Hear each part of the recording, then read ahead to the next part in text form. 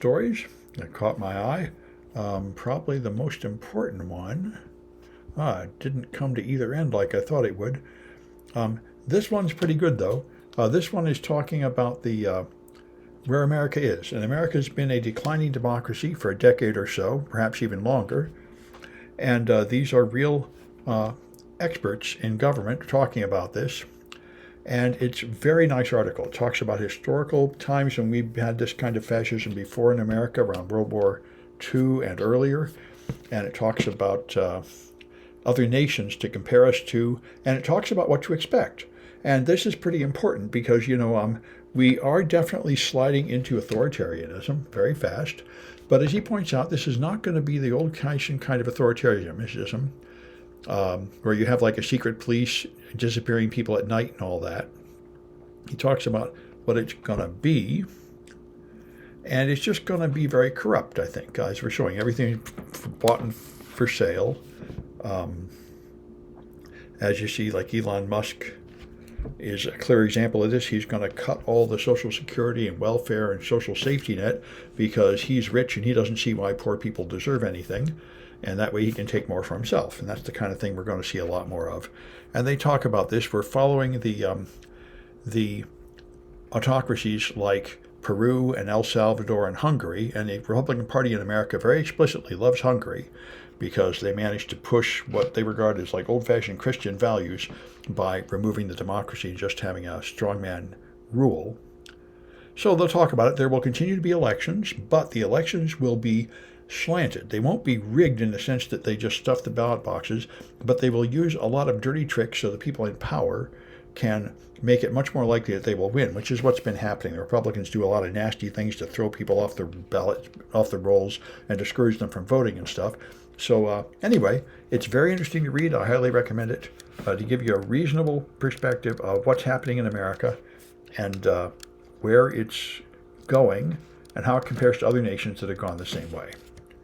And let me check and see if there are comments in the Twitch. Nothing new. Okay, fair enough. So, Microsoft has put out a tool you can use to refresh your PC. This tool will remove unnecessary files to free up some space and kill unnecessary services and so on. It will be interesting to see how it works. There are old standbys from third parties like CCleaner that people have been using for a long time here. It would be interesting to see if the Microsoft official tool is worth using or not. So TikTok is no longer available on the official Apple Store or the official Google Play Store, but they have made it available direct from their website, so you can sideload it, which is, I think, because they're trusting Donald Trump, who said even though distributing TikTok is illegal in America, he promises not to prosecute people for doing it. But the Google and Apple have not accepted that as enough justification for them to put it back in the stores, so it's unofficial downloads.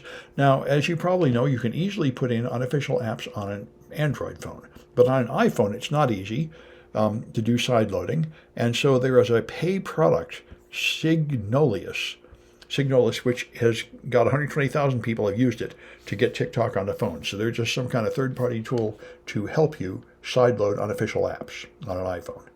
So this is an interesting development and certainly lowering the security of iPhones. One of the main reasons iPhones are very secure is that you have to load all the apps from the official App Store, and Apple works pretty hard to keep malware out of that store.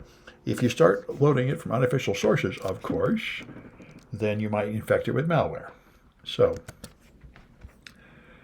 there is a description here how to build your own offensive security lab to make a lab to practice in, which is full of hardware you can get for just a few $100 to make a powerful lab. There's one way to go. One piece of this caught my attention, which is this Game of Active Directory.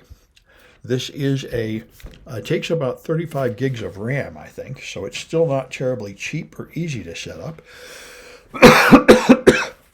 But it does set up a proper Active Directory shooting range to train in, which is real important and hard to set up.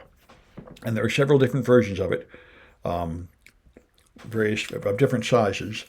So I'm interested in looking into this and seeing what we can do. It is a weakness in our pen testing classes and in most of them that you don't practice against full corporate Active Directory domains as much as you should. And this looks like one way to achieve that. Checking for comments. Okay, no new comments. Hopefully, oh, there are some people there. Okay, good. All right, so this is Bruce Schneier is one of the most famous people in security. He writes a lot of books. He's very popular. He's a cryptographer, but he also has a lot of general books about security. And so he is writing what Doge is doing, which is real important. And I think I mentioned it before in these classes. I highly recommend reading this article. The point is there's a whole lot of sensitive government information that is protected by limiting people who access it and reviewing what they do with it and making them have security clearances and stuff like that. And Elon Musk and Doge is just ignoring all that and handing all this data over to a bunch of teenage hackers with criminal records in complete violation of all security protocols. And he is, of course, pretty upset about this and says it lowers our security in many ways and is very unwise. But that's what's going on. So AI is got some real blind spots. This is one I was not aware of. If you just ask it who some celebrity is married to, it will hilariously get it wrong. And nobody quite knows why. But they asked a lot of people about getting married, and they finds people, makes up false people they're married to. That's interesting.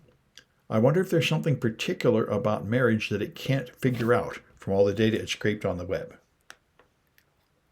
But anyway, there's a whole lot of things that AI mysteriously gets wrong. And a lot of questions AI has difficulty answering. So this is a social engineering technique that is so simple it's kind of hard to believe, but people will fall for this. They pop up a box, they offer you something. Oh, they develop a relationship with you. So I think this might even be related to a romance scam. Somehow they develop a trust relationship with you. And then they send you instructions like this: to register your device, open PowerShell as administrator, paste in this code and run it. And of course, if you'll do something like that, then all your security will be bypassed and you'll get remote control of your machine and be able to steal your confidential data and such. So this guy swatted people for money for years, 375 swatting hoaxes. And he even targeted himself once to make it less obvious that he was the criminal. He charged money for it. It was $40 for a gas leak, $50 for major police response, $75 for a bomb threat, mass shooting threat, and so on. And he did this a ton. This is a really serious crime. People do it. You can use anonymous internet telephone services to do it, so it's hard to track you back on the phone. But when they eventually catch you, the punishment is pretty large. So, all right. Anyway. All right. And this is interesting. There was a YouTube podcast series that was extremely popular that had amazing stories of true crime, always with a lot of sex in them. Like this guy was having a secret gay affair with this young guy and murdered people as a result of that or something. All really extravagant stuff. Real exciting, and it turned out it was all completely fake. It was all AI generated, portrayed as true crime, but it wasn't true crime. And when people started researching these crimes and trying to find out more about it, they would find, hey, there's no newspaper articles about this crime that supposedly happened. And they finally figured out that it was all just fake. And the channel seems to be down now, but it was quite popular for a while. So another form of scam out there. So let me stop this.